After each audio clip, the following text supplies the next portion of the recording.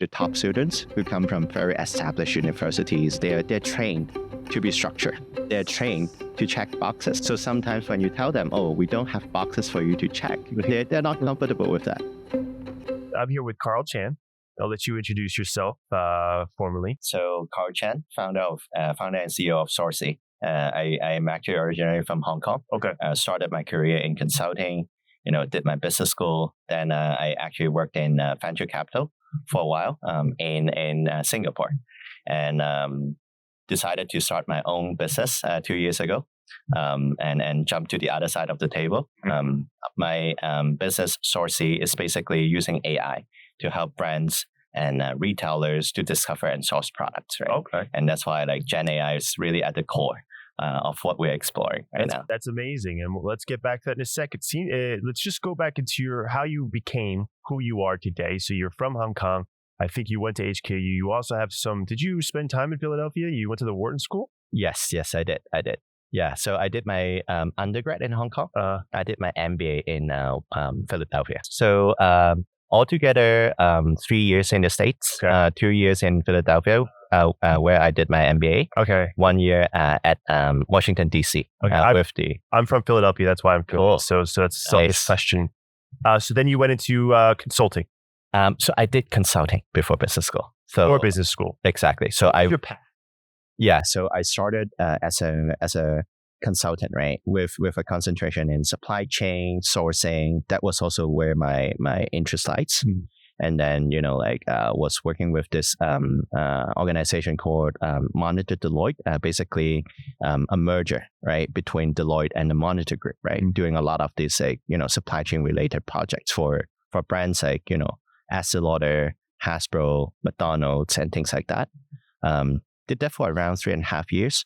Had the opportunity to, do my business school in the States. And then, of course, Wharton was a really, really good school. But at the same time, I got into this dual degree program, an MBA as well as an MA in international studies. And then I was like, oh, this sounds like exactly what I want to do. Yeah. Right? So I spent 2 years over there. And then I realized, oh, I really want to do some work, right, in emerging markets. So New York and Hong Kong don't really, excite me too much. Really? But I really like, going to Jakarta, Manila, Delhi. And that's where I want to concentrate. Oh. So I basically decided to join the IFC, which is the private investment arm of the World Bank Group. Okay. And do investments exclusively in emerging markets. Why do you think that is? That's very unique. A lot of people get caught up in the glitz and glam and the fast-paced big cities. Why do you think? What attracts you to these emerging markets? Yeah, I think it's just the opportunity to make an impact, right? The growth and the upside potential is huge. If I worked in Hong Kong, right, or in New York, in finance, the impact that I can make is rather incremental and marginal. And honestly, I might be making a living, financially speaking, but in terms of the real impact that I'm generating, right, it's gonna be very, very negligible. Okay. But then, if I go to emerging markets, there's just so many problems to solve, right? I can totally see the mark that I'm leaving, and if it were not me who founded, for example, this company, right, then the problems that I saw would not be solved. Okay. So that's what excites me. So it's the impact that you're making for these cultures, or impact in a sense that you feel that you have a sense of purpose and you're moving the needle in your job or at your company, or maybe a combination of both. Yeah, that's exactly right. One quote from Steve Jobs that really, really inspired me is you can also see life as this little puzzle, right? If you poke it from this side, something is going to come out from the other side. That's really, really the fun part. I don't remember that quote, but that's a good quote. Yeah, and that's what I want to see, right? And of course, in emerging markets, you can really, really see the mark that you're leaving. So you're even happy living in those places as well. You living in Jakarta, emerging, developing countries. Yeah. You don't need to be in a developed, fast-paced city. Yeah, well, I have to say, of course, even across emerging markets, right, is a huge spectrum. Yeah. So Jakarta, totally fine. Yeah. If you go into like the more, let's say, rural, tier 2, 3 cities, sometimes it can get challenging, but I also feel like that's where you need to be, right? In order to really solve the problem. So like personally speaking, I think, my risk appetite probably capped at places like Manila and Jakarta. But I would say even those places, right? For someone like me who grew up in Hong Kong, we're already a huge kind of leap out of my comfort zone. That's really refreshing to hear. You don't hear that often. A lot of people don't even wind up traveling from certain countries, let alone living in these places. So you don't or didn't, correct me if I'm wrong, you studied IT or tech skills? Well, so honestly, no. I mean, tech is, of course, one thing that's there. Like you can't really avoid that. But like growing up, I'm more like a finance business type of guy until I got into venture capital. That's when I was like doing a lot of like interesting deals into like startups using technology to solve some of the very real world problems. Yeah. And then that's also when I was like, oh, if I want to be a good investor or operator into tech, right, then at least I need to know enough about technology. Right. So that's when I really did a lot of like reading, learning, listening to podcasts. Start getting your hands dirty with code or anything? Well, that I actually learned in school. Yeah. But I have never really developed my career as a developer. But at least I know how to read codes. I know like kind of like the in and outs of programming. Okay. At least at the basic level, and it helps, right? It helps me think about how to solve a problem with technology as well. So you learned that from reading books or YouTube? That was actually a class I did back in undergrad. I think it was actually like one of the electives. It was like, okay, I really want to challenge myself. Yeah. I know all this business, finance stuff already pretty well. So why don't I try to venture out and see, right, if I have the talent in program? And the answer is no. It didn't stick. It stuck with you. Oops, for all these years. It did. And I have to say, like, it also gave me the appreciation, right, and respect for developers. The work that they're doing is like insanely challenging, but at the same time, as long as I know enough, I know how to work with them well. Yeah, I think that's what really matters. So then now, as a founder, these skills are coming back, and are you using these either in the hiring process or with a co-founder or in interacting with your team members? These are skills that you're leveraging now?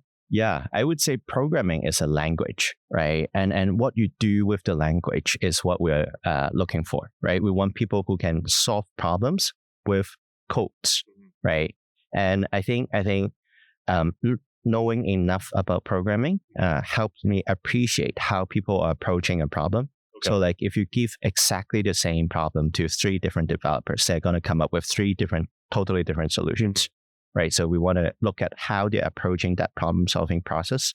How did they get to the final answer? And that tells you a lot about like their problem solving skills, right? And just creative skills as well. Okay. I do want to ask you a little bit about that after in a bit. But first, I want to learn a little bit more about your jump from IFC, which has nothing to do with the very tall building. No affiliation. Yeah. To founding Sourcy. So you now you're all in on generative AI. Yes.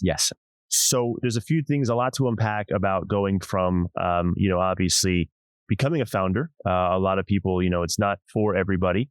You made the decision to do so. How did you come to this conclusion? And I guess, did it take a lot of courage, or were there other decisions that you had to consider before you made this leap? For you, yeah. For sure. I would say on the investor side of the table, you work with a lot of really energetic founders, right, on a day-to-day basis. As an investor, your most important decision is to say yes or no, and that's pretty much it, right? But in order to really solve the problems and really get your hands dirty, work out a really innovative and creative solution to a problem, you need to be a founder. Right. So like when I was on the investor side, I learned a lot about thinking about doing business, but I never learned about doing businesses. Okay. Right. So like that's why I was like, okay, if I were to start a business, right, I wanted to do that earlier. And then 2 years ago, I just forced myself to jump to the other side of the table. So now that you've been a founder, now that you mentioned that, do you or would you have done some things differently in previous roles, having developed these skills now, because you see things differently? For sure. The first thing that I would do is to give even more respect to the founders, because now I understand truly like how difficult their day-to-day is. But I would say, like, just generally speaking, in order for someone to be a good investor, right, like that person has to be a good operator.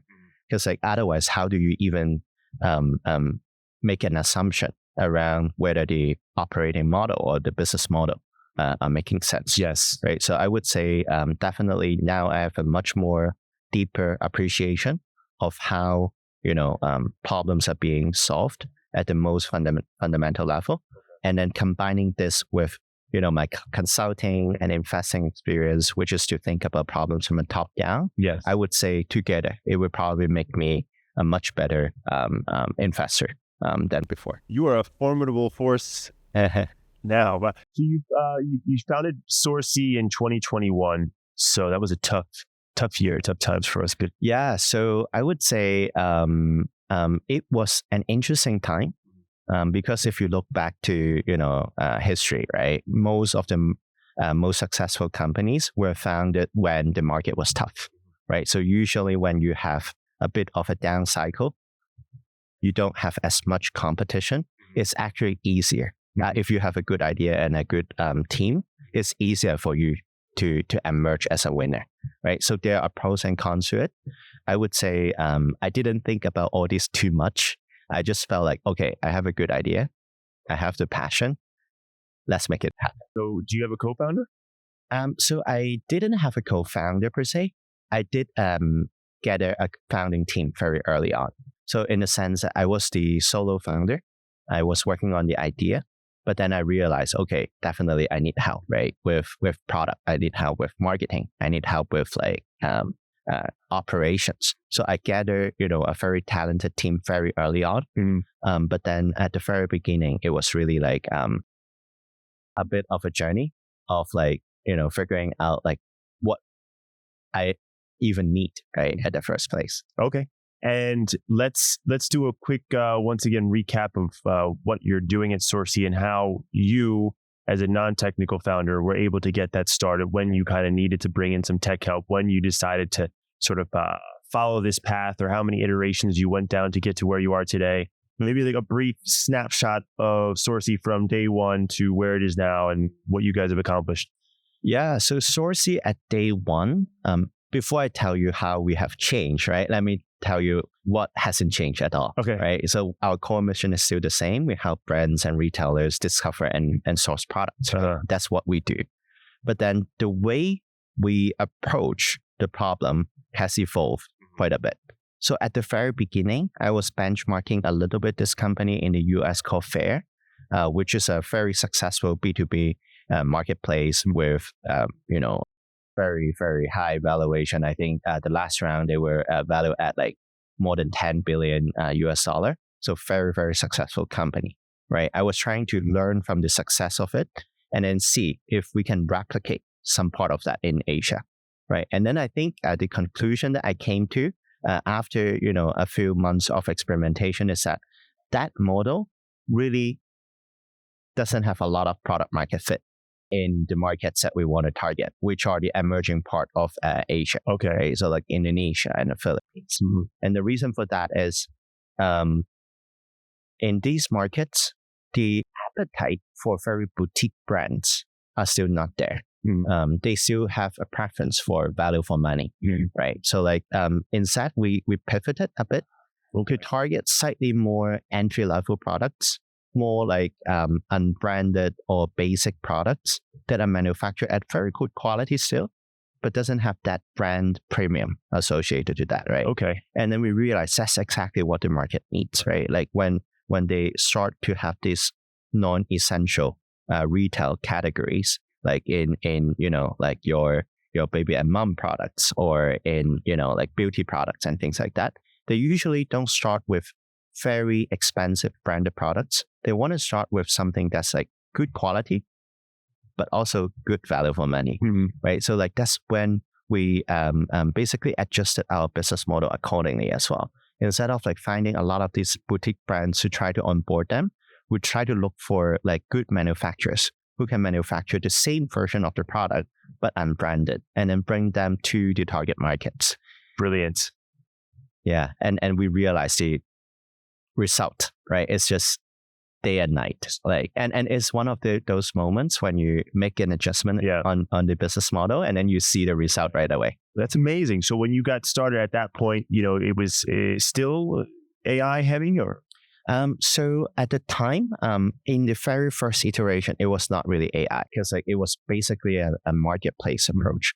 But then when we pivot from a pure like brand centric supply side to a manufacturer heavy supply side, there emerged a lot of these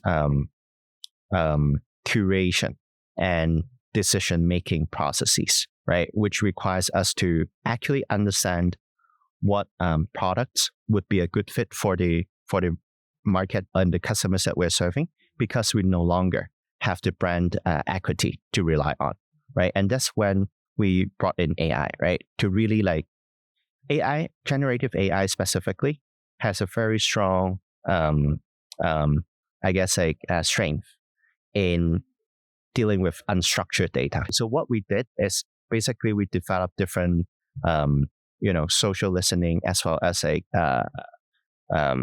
data extraction tool to get data from marketplaces like Amazon, right? And then we extract the winning elements. We call them like the winning product DNA of the top selling products, and then translate those insights into our product merchandising decisions. Okay. Right? So we would then onboard manufacturers who are manufacturing products that resemble the winning attributes of the top products. And then that's like how we are using generative AI in that like supply side solution. So when did you guys start? I assume that you've built some internal tools that allow you guys to do this or pull this data? Yeah, so both internal and external, right? Internal in the sense that we're doing data analytics with all this unstructured data. External in the sense that we are extracting data, right, from different sources. So I would say the most core part of the development is really how do we translate very, very unstructured data into actual product insights. Right, that's like really at the core of what Sourcy is. So you said that when you founded it, you really quickly put together a founding team. What were the core skill sets of this founding team? The way I think about hiring is where I have the biggest gaps, right? Like, so for example, I come from a more business and finance background, right? So the last people that I want to hire are business and finance people. Okay. Right. But then like in order to really have a startup that can develop from 0 to 1, I need people who have that startup experience. Okay. Right. So at the very early days, we were looking to hire from people who work for Grab, who work for Lazada, for Shopee, etc. Like people who actually have the startup and the e-commerce experience, who can then, complement what I have, what I can bring to the table, right? Which is more the business, finance skills. What is that X factor of these startup people? What is that?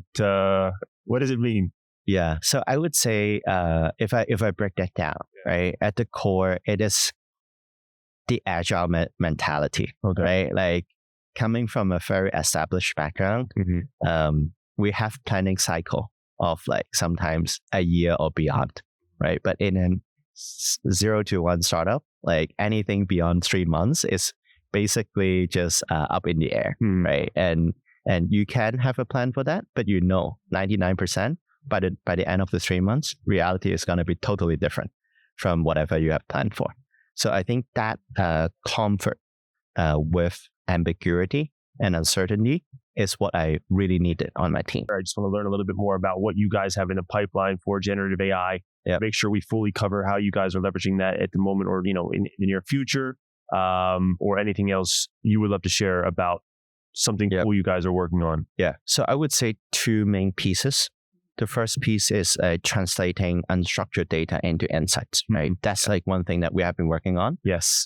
We are making good traction, but at the same time, we also know it's a huge undertaking, right? It requires a lot of iteration. Yes. So that's the first part. The second part is just like communication automation, right? So imagine in a very ops heavy business like e-commerce, you still require a lot of coordination across different parties, right? Be it the buyer or the seller or the logistics companies.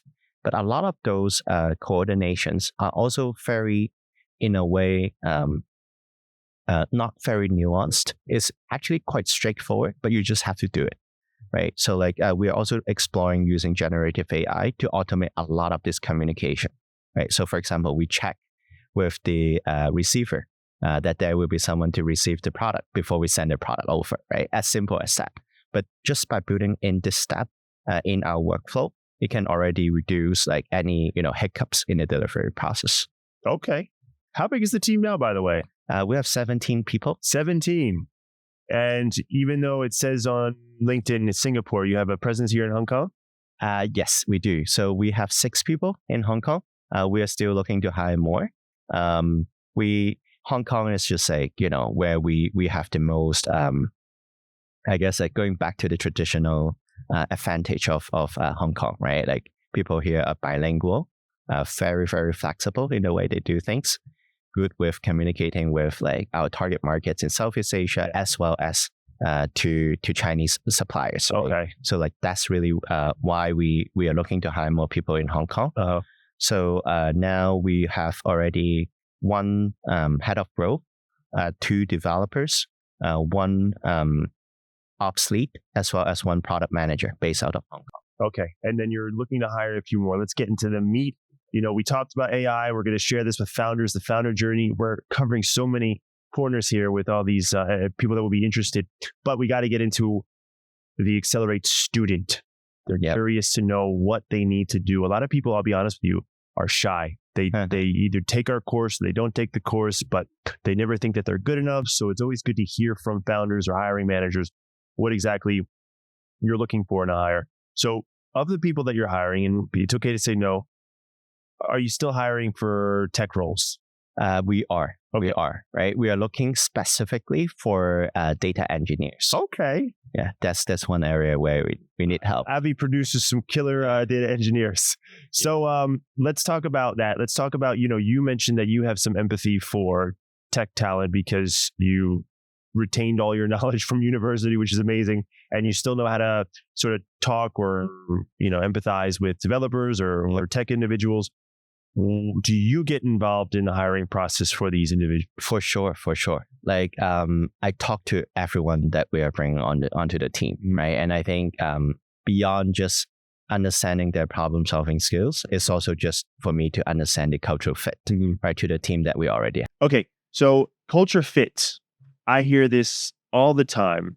I still want to learn more about what you're looking for in tech hires, but let's talk really quickly about what culture fit means to you and at what point, because we'll always say culture fit's important, but unfortunately the ATS system doesn't always agree and it looks for keywords on the CV, but individuals like yourself say, I'd rather have somebody, I assume, correct me if I'm wrong, that has good energy and can learn on the job and is hungry and such, maybe not so much the hard skills. I don't want to put words in your mouth.